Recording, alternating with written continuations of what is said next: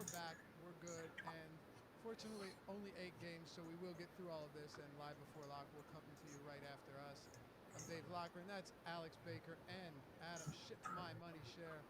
Fellas, we got through it. Here we are. What's going on? What's up? Gotta apologize for the delay here. That was my bad, but I'm excited to go through this slate and start off the week the right way here. Yeah, well, we're in good shape now. We're good to go. No big deal. What's up, Adam? What's up, man? Pretty excited to start the week off with another ugly pitching slate, but I think it's a pretty fun tournament one. Lots of spots that you can get contrarian because there's not a whole lot of stuff to be confident in. Someone's saying the audio is bad now. That's good. Wait, hold on. See if you can hear me now. You should be able to hear me now. I'm going to keep talking, and if you can hear me, I trust you fellas. You will let me know if you can or if you can't. So let me know. It should be all right. It's not my mic, dude. It's something else. So I think we got it, but we'll see. Anyway, let's see. Give me 1 second until everybody gets a response from me. Said you're good now. Said I'm good? Yeah. All right, cool. I guess somehow something got turned down when we were fixing all this. So anyway, 8 games. We actually had a sub earlier today, Adam. They go, let me find this because it was pretty funny. They said, Jake and Alex, Josh and Adam, and the football guy who always says it's really bad when always says it's really bad when referring to bad slates or pitchers, and he says at Laffy are my faves. So there's that. But you got to it before me, so we're good. I don't know. I think the slates are fun. I don't equate like bad pitching with bad slates, but the pitching is certainly bad. Yeah, I mean, look, when we say that, if it's bad pitching or a bad slate, it doesn't mean it's not a good slate to play.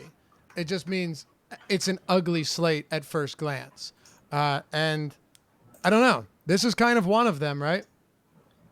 Yeah, especially on DraftKings. Like you and I were talking about it before the show. They really bumped up pitcher pricing, I think, to account for the lack of talent. So like on FanDuel and on Yahoo, you can just roster pitchers that are cheap and, appropriately priced. But on DraftKings, it's tough to even do that. Right.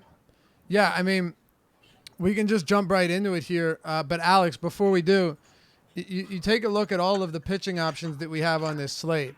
And, Zach Greinke, we will get into the weather conditions there. Lucchesi on FanDuel and Yahoo, you can very much make the argument that that is your guy. But on DraftKings, he's $10K. DeSclafani on FanDuel and Yahoo, I'll make an argument for him momentarily. And then DraftKings has Plesac and Dylan Cease above 9,000. There are so many. And then the cheap guys, who knows how many pitches they throw. We've got 3 bullpen games. It is one hell of a slate. Yeah, I think it's going to be tough to find pitchers you really like. I think they're the fact that the Chicago game might get rained out kind of stinks for pitching because Greinke versus White Sox seemed like appealing option, but all the other guys, man, I'm seeing pure red in my value aside from one relief pitcher that might be in play. We can get there later, but I think if there's any day that just punt pitcher and spend on your favorite bats, this would be the slate. My buddy's in Alaska right now sending me pictures of all these monster fish he's catching. Definitely happier to be on the deeper dive. No, I'm kidding. I'm super jealous of that guy. Okay, let's just go into it then. Baltimore, New York Yankees. Alex, we've got Eshelman, which, my God. Let's get it started. What? It's tie block now. It's even better. Tie block. And it is the second game of a doubleheader. And on the other side of this one, we've got a bullpen game with Chad Green opening up. Are we assuming that is Cortez going to come in and get a couple innings, or did he pitch this afternoon? My assumption is Cortez gets a couple of innings. I don't know.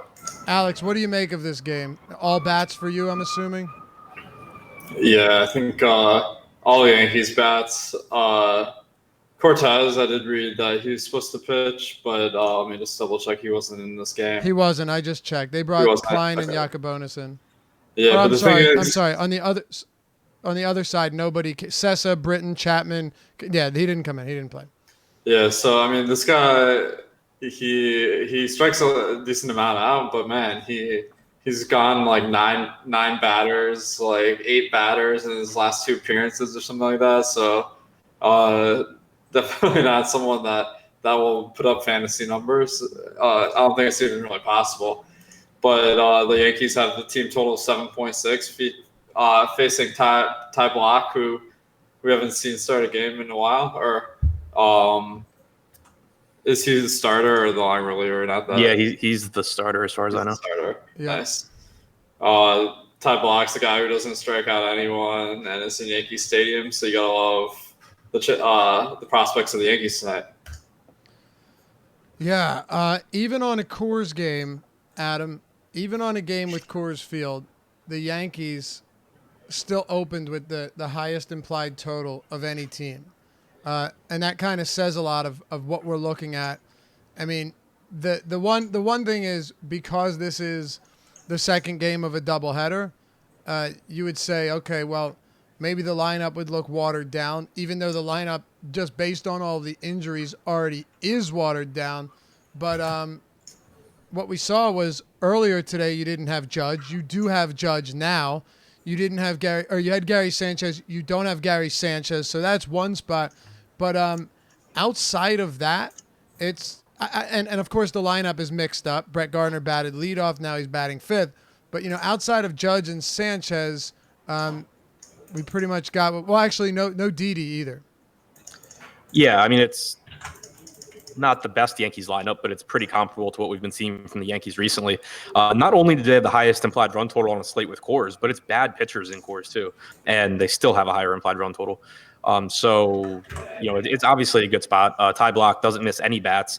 He was somehow good at limiting power when he was with the Giants, but some of the park he was pitching in, not pitching in Oracle here, not any good. Obviously, like the Yankees bats a lot. Aaron Judge in particular at 4,400 on DraftKings really stands out. Obvious cash play and a perfectly fine tournament play as well. Yeah. Who are your favorite bats overall from this game, Alex? I think that Aaron Judge, he hasn't been on a hot streak, to put it mildly, but his price has fallen down to just 4.4K on DK, 18 on Yahoo, 4K on FanDuel. This is the guy batting second, going to get a huge number of plate appearances, and I have him for 3 points per dollar on DK. I mean, if there's any time for him to turn his slump around, this is going to be it, facing Ty Block, who's a left-handed pitcher.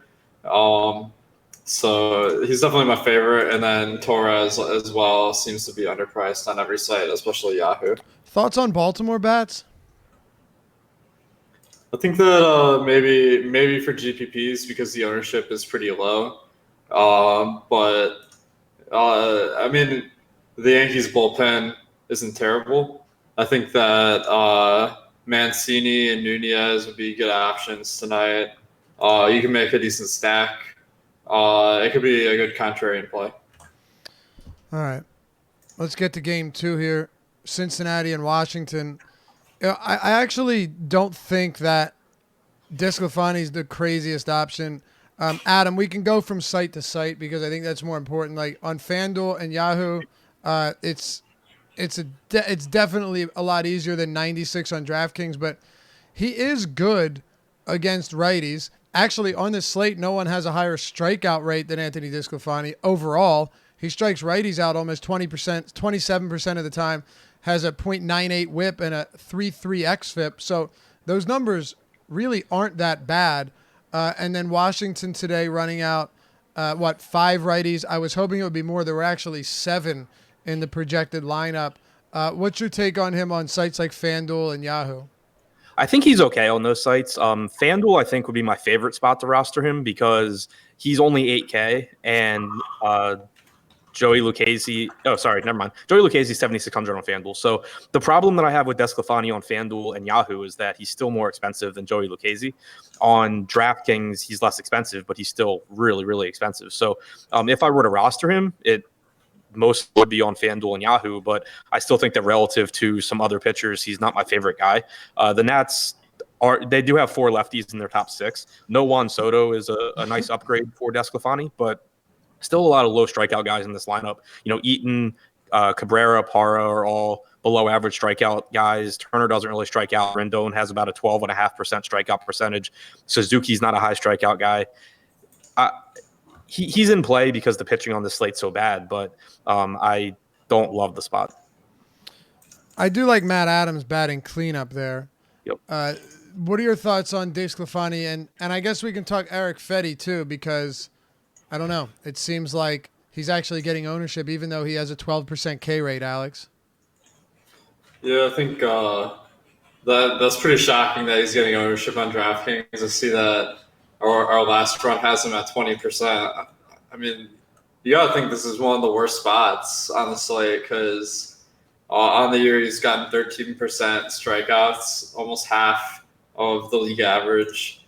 The matchup itself isn't bad. I have the Reds striking out at about an average rate, but their team total of 5.8 is going to really negate any sort of strikeouts that Fede gets. So I have him projected for significantly below 10 fantasy points on DraftKings and Yahoo. And that's pretty shocking that people would want to play him tonight. Yeah, I don't disagree. It's pretty incredible too. Do you like bats against him? Yeah, I think the bats are going to be a really good plays tonight.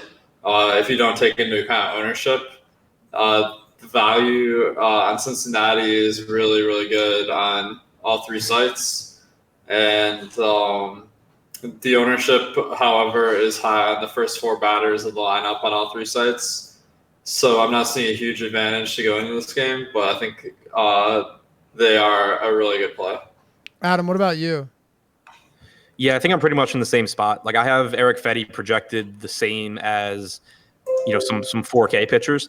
The only reason I could really see for getting to Fetty is that there are question marks about if Brock Stewart's going to pitch for Toronto, and then with Austin Pruitt, who's another 4K guy for Tampa Bay, he's probably not going to go too deep into the game. But you're still talking about like a guy who's 50% more expensive at 6,200, an 11% strikeout percentage this year. The Reds aren't a bad lineup. Above average hitters, really 1 through 6, and then Barnhart and Iglesias don't strike out. So just not a really good matchup. Problem, and like Alex said, is that you might get a little bit more ownership on Cincinnati than they really deserve in the context of this slate, just because they're cheap. So that would keep them from being a primary stack for me. But I think that they do have several really good value plays. All right, Adam or Alex, do you want to add anything to this game from either side that we haven't touched on yet? I think DeSclafani he's priced reasonably on Yahoo at 37. Not my favorite pitcher, but I also I think that he's a decent strikeout guy. The matchup's tough versus Washington, but I think the Washington bats are also in play. But this is one case where the ownership may be a lot higher than their potential of doing well tonight. Okay. Let's talk about Toronto and Texas. Alex, we have Ariel Jurado and Neil Ramirez with the opener. See, I'm all flustered, man, from the start. I got to get back on track. Neil Ramirez, Brock Stewart as your long reliever, one of several long relievers on this slate. Man, it's tough because he's minimum salary. Texas has a very high run total against him, but we just talked about Eric Fetty. We're going to talk about a lot of middle tier or like low tier pitchers that are terrible.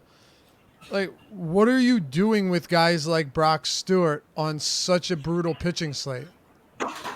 Yeah, there is one relief pitcher that I like a lot more from the Rays. Stewart, not a good strikeout guy, only 16% this year so far. The matchup for strikeouts isn't good because Texas, they only have 3 above average strikeout guys in Chu, Santana, and Odor. the rest of the guys strike out below average. So overall, a tough matchup for getting Ks. So I don't really like Brock Stewart tonight. Ariel Urado seems like maybe not a guy that I would usually go to in fantasy, but if you really hate long relievers, this could be your guy. On DraftKings, he's 6,800, which is overpriced compared to the matchup versus Toronto, who, average lineup. The K's in today's lineup are a little bit better than average, but they have a 5.6 team total, and Urado strikes out 17% on the year. So I have it as a minus value for sure, but you're only giving up 3 points, whereas maybe if you're paying up for an expensive guy, you're giving up a lot more. Okay. Yeah, I mean, we at least have to talk about him with the conditions we're working with today.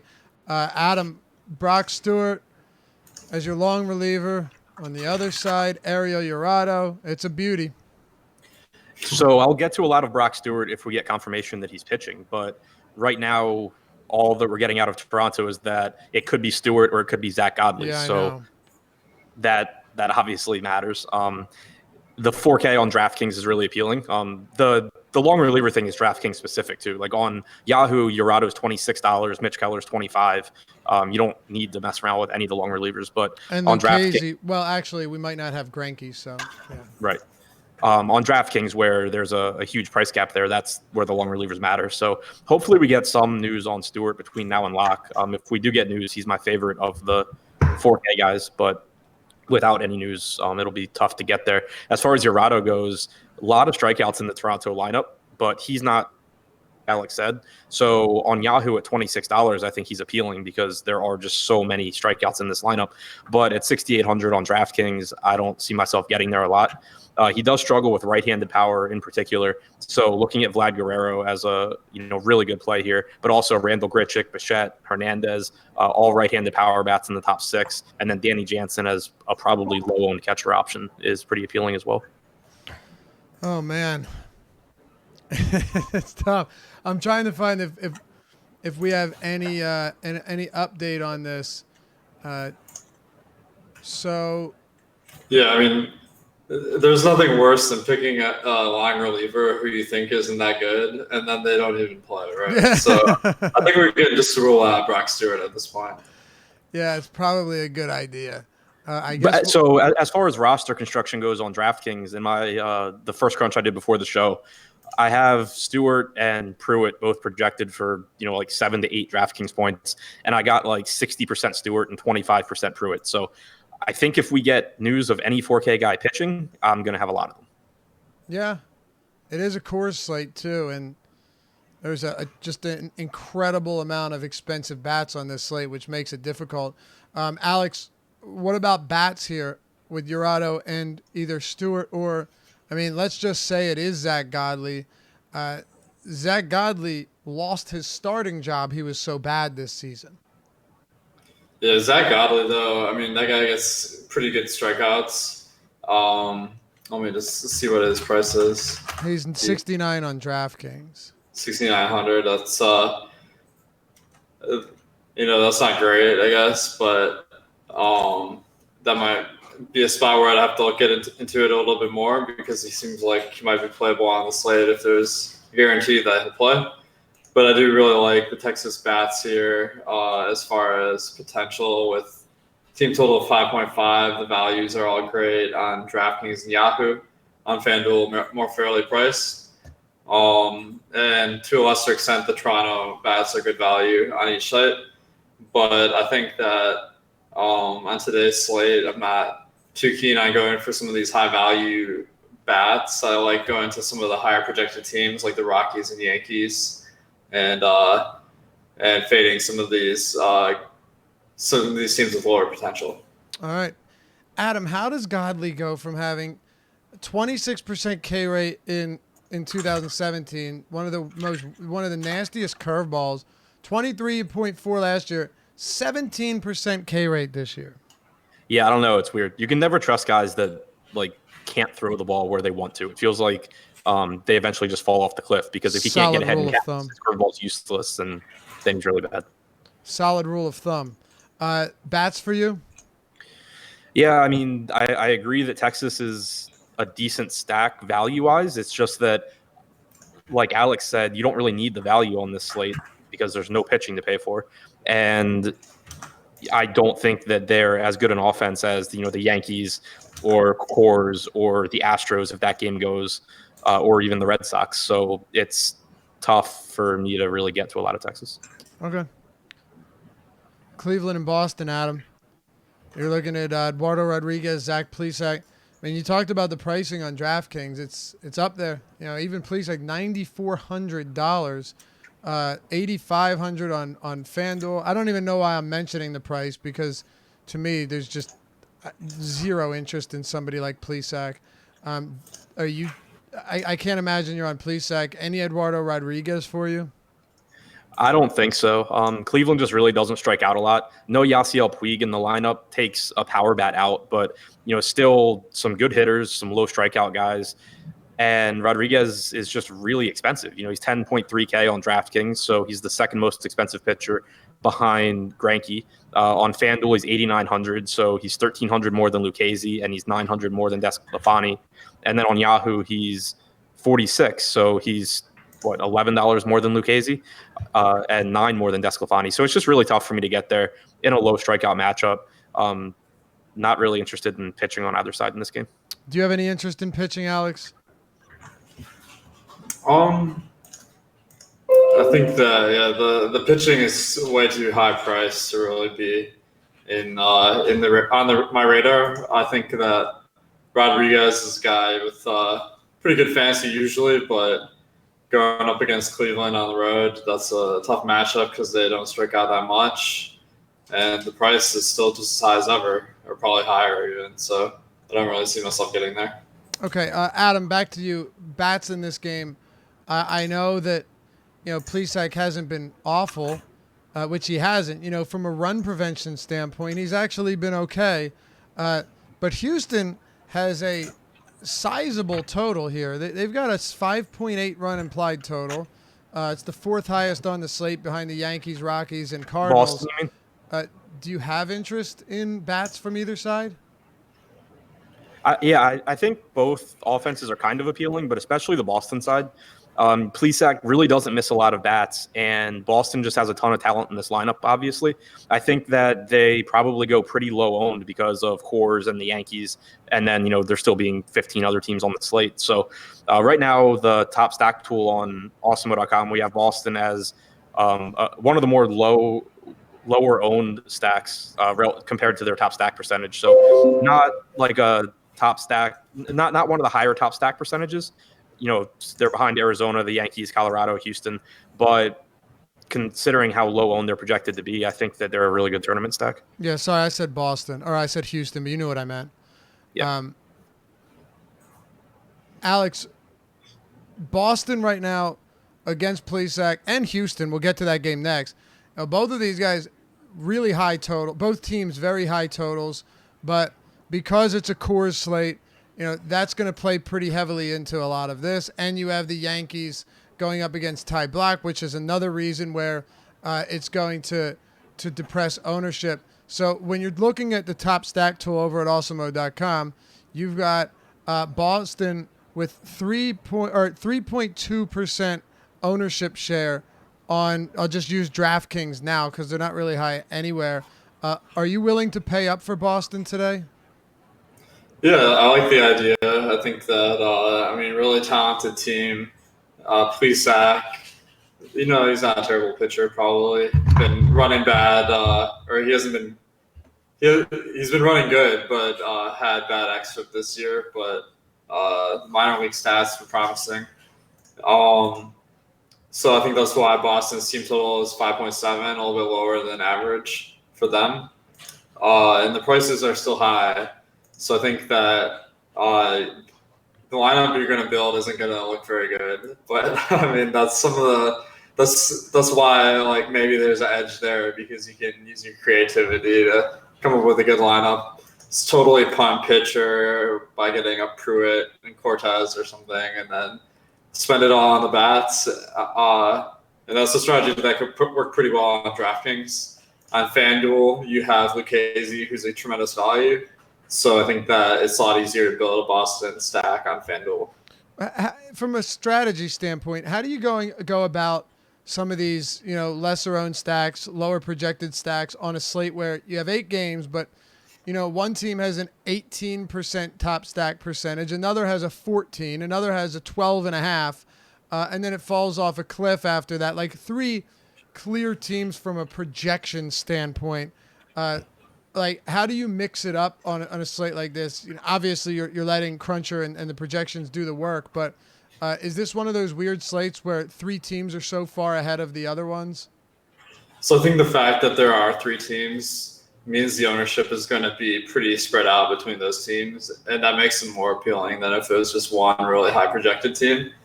So if you can figure out which of those teams is kind of like going under the radar or maybe a little bit less value, that becomes a really good opportunity. And that's why probably like the Yankees might be one of my highest owned stacks of the night. But that's not saying that you don't want to put some Boston lineups in too that aren't projected as well, because projection only tells you like how many points on average you're going to get, and the points that you need to win a tournament vary so much on a day-to-day basis. Like the other day when Houston got 23 runs, you needed like 280 points on DraftKings, like 300 something on FanDuel to win because they were so high owned. But if the high owned stacks do poorly, maybe you only need 200 points and then you can win a big tournament. Yeah, I saw somebody tweet, guess I should have played more lineups, with a screenshot of Houston stack with like 223, and Adam says, like, congrats on your min cash. I saw that. I thought it was pretty funny. Yeah, Adam's pretty good at bringing people back down to reality. You mean being an asshole? Yeah, absolutely. Call it what it is. Yeah, I mean, we can be honest about it, right? All right, what about Houston and Cleveland, Adam? The Houston Astros, I in a way like lumped them in with Boston, just in the sense of like Cease and Plesac are both guys that should have pretty good careers, but are also wildly overpriced and have no real appeal on a slate like this against 2 of the league's best offenses.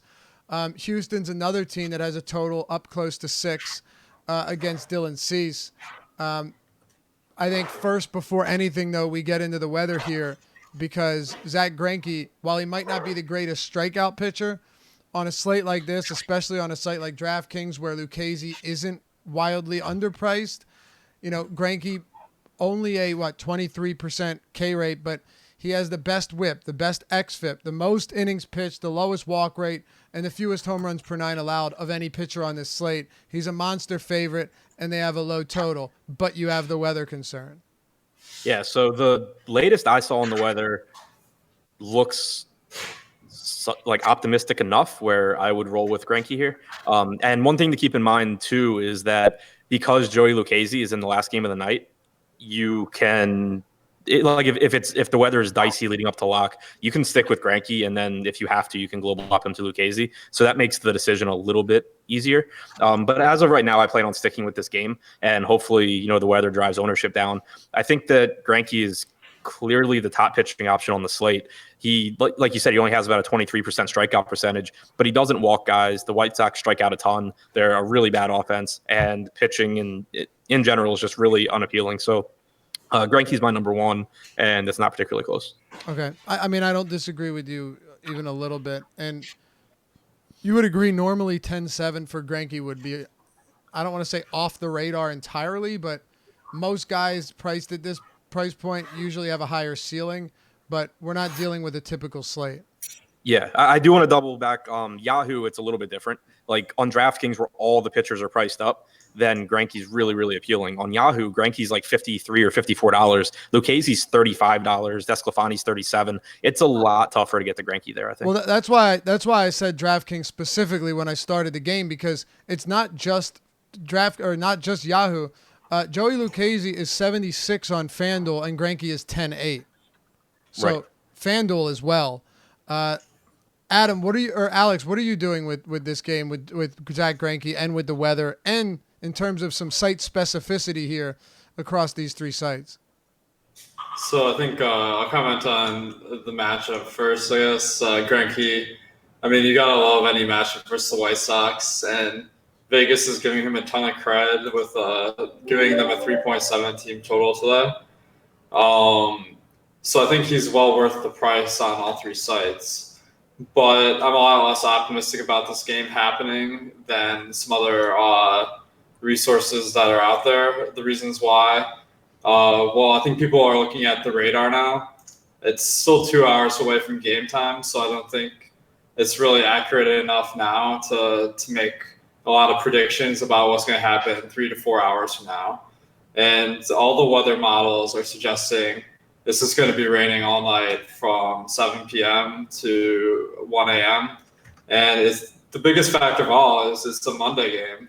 It would be so easy for them to just play a doubleheader on Tuesday or Wednesday. And it might even make more financial sense because people don't want to go to a game when it's raining. So I just really am not confident about this game happening. I think I like Adam's idea, though, of putting the guys in your lineup or putting Greinke in your lineup and then late swapping if the weather is looking bad or if the game gets postponed prior to game time. I think that could be a good play. Okay. What are your thoughts on some hitters here? I think that the Houston Bats would be in play. The team total 6 is pretty promising. The values are decent on DraftKings. On FanDuel and Yahoo, the values aren't that great. So I don't see as much reason to go there when there's some other great spots in today's slate. Fair enough. Hey, Awesemo.com will give you 50% off your first month of Awesemo Plus membership or subscription just by using the promo code, sign-up code Deeper Dive. One word, all one word, Deeper Dive. Get you the ownership projections, player projections, the top stack tool. You can get the Fantasy Cruncher add-on. All of our articles behind the paywall for all of our sports. And if DraftKings, FanDuel, Yahoo, if they run contests for it, we've got content for it. Come check it out, Awesemo.com. All of the tools that Alex Baker right here, Awesemo himself, developed and uses himself every single day. That's Deeper Dive, all one word. Get 50% off Awesemo Plus just by using that code upon checkout. All right, Game 5, Colorado, Arizona. Adam, Merrill Kelly, Peter Lambert. Both teams right now have totals above 7 and an over-under of 14. So there's that. Adam? Yeah, it's a really appealing game for hitting, obviously. Neither pitcher is particularly good. Neither pitcher gets strikeouts. One thing I think is really interesting is the lineup that Arizona went with. And I think that's the reason why in my first crunch, I'm not getting nearly as much Arizona as I thought. The number 6 hitter, Josh Rojas, is not in the player pool. So it's already a National League team. So you're down to, 7 hitters that you can choose from. A couple of them aren't the most appealing, with Nick Ahmed and Carson Kelly. So you're going to get a lot of Arizona stacks that are similar to everyone else's because there's only so many ways you can differentiate there. And then, you're just losing a really productive part of the order. So that makes them less appealing than they otherwise would have been. I think Colorado is really fairly priced. In a good spot against Kelly. Once you get past Blackman, Story, and Arenado, the whole team is pretty cheap. So I'm getting the more Colorado than Arizona. So you're not particularly high on a 5,200 Carson Kelly? Don't love it. That's ridiculous. Not you, but the $5,200 is pretty incredible. Alex, you loading up on Peter Lambert or Merrill Kelly today? He's at a loss of words from that question. Sorry.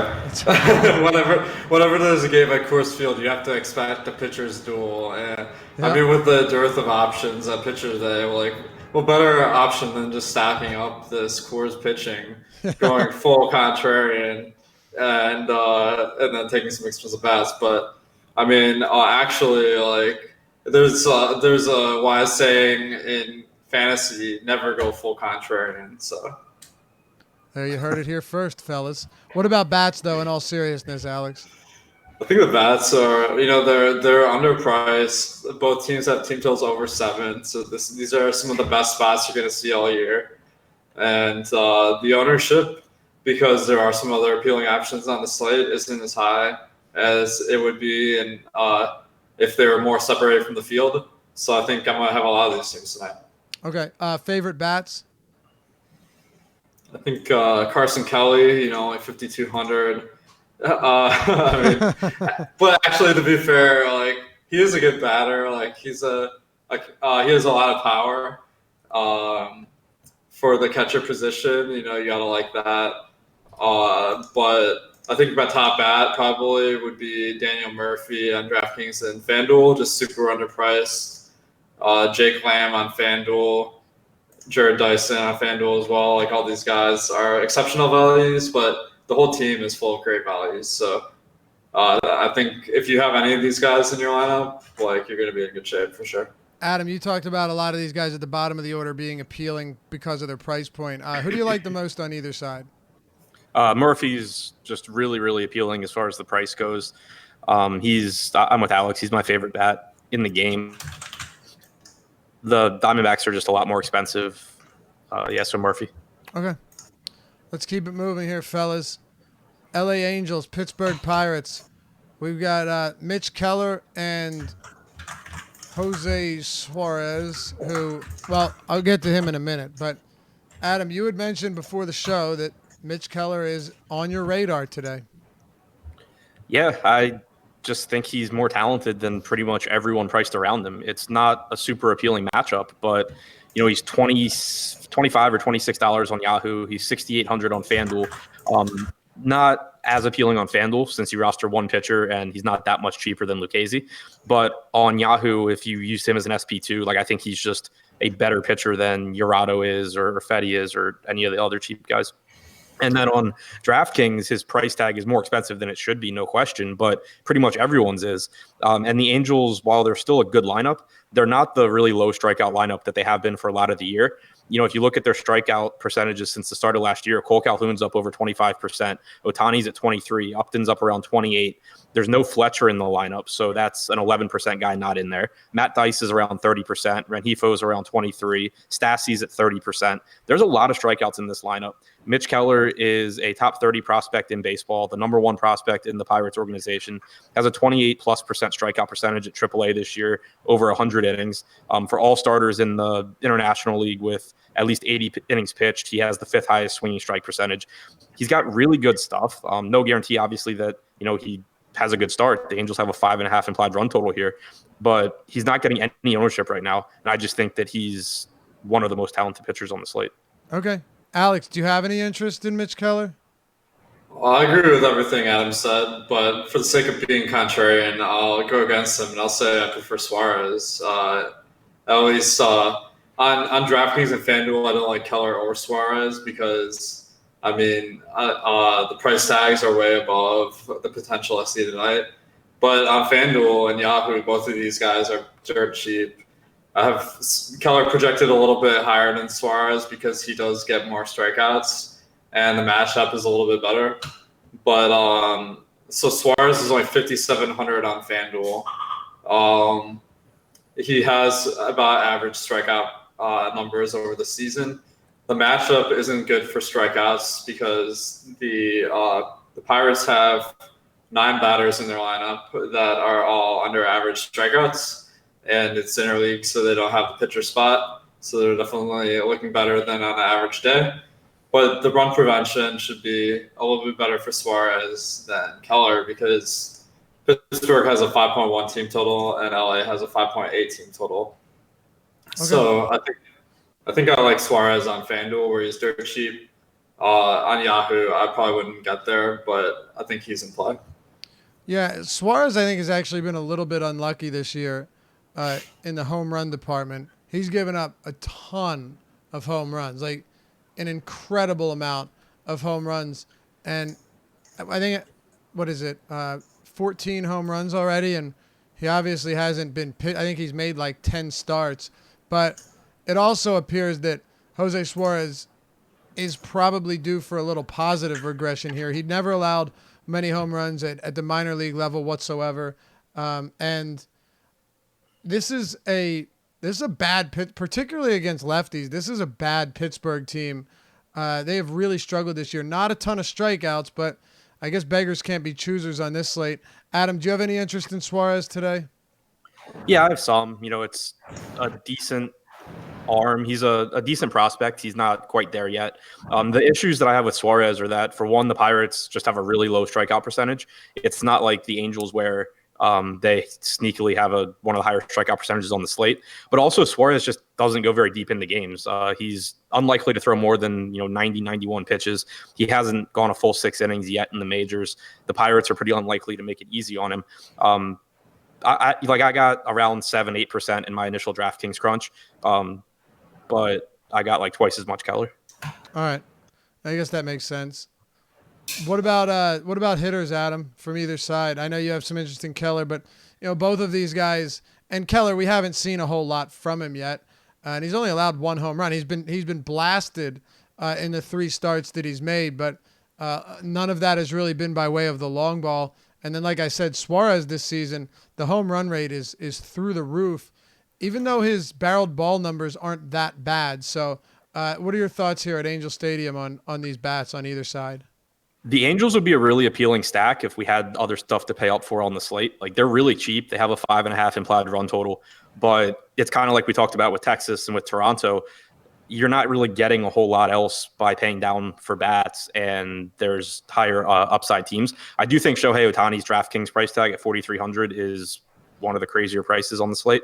He's just an incredibly good hitter, tons of power, has the platoon advantage. So really like him, obviously really like Trout, but I think I'm more likely to end up with just some like one-offs here than I am with full stacks. How much interest do you have in bats, Alex? I think there's some good spots. The outfielders on the Angels are in play today, just like they always are. But I think it's hard to stack them up just because the best players are always the highest owned, and there are better teams on the slate to stack up. One off that I recommend is Max Stassi on DraftKings. Is the bare minimum 2K, and he might make the rest of your lineup look a lot better. One more game, fellas. Let's do it. Alex, we will we'll close it out with you. Do either of you guys have anything else on this last one?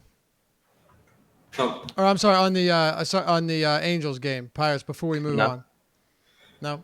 All right. Hey, Yahoo Daily Fantasy Sports, by the way, is the sponsor of the Deeper Dive. And if you want to get up to $30 in Yahoo Sports Rewards points, it's very easy to do so. Head over to awesemo.com, click on the free Spotlight Hitters article right on the homepage, totally free, and you'll see the Yahoo link right there. Click on that, get up to $30 in those YSRPs by signing up at yahoo.com. You can use them on the site to play, win, withdraw money. They're as good as cash.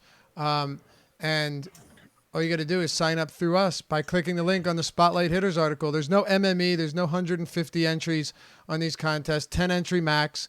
Some of the lowest management fees in the entire industry, 0% management fees on some contests if you get in early in the day, some great golf contests. And I know we're going to be seeing some sizable NFL contests coming up as this season rapidly approaches. So get over there before the season begins. I know they're going to be running some really player-friendly contests for NFL. There's no doubt about that. Get your $30 in Yahoo Sports Rewards points. Sign up through us on the Spotlight Hitters article homepage by clicking that Yahoo Daily Fantasy Sports link. All right, boys, last one. We will close it out. Made it to the end. San Diego, Tampa Bay, Alex, Joey Lucchese, and then Diego Castillo opening. Austin Pruitt is going to be your long guy. I don't know how many pitches he's going to throw, but I'm almost entertaining the idea of playing him on DraftKings at the minimum, at the dead min. But let's talk about Lucchese first, because that price tag across the industry is a whole lot different. Yeah, I think despite the fact that the price is higher on DraftKings, I think he's still one of my top plays on DraftKings. But on FanDuel and Yahoo, where he's cheap, definitely a really great play tonight. I think that this is the game to pick pitchers from. Lucchese, average strikeout pitcher, but the matchup is favorable with the Rays. They have a team total of 4.3. They're going on the road to the NL, where they're going to have to throw out a pitcher slot.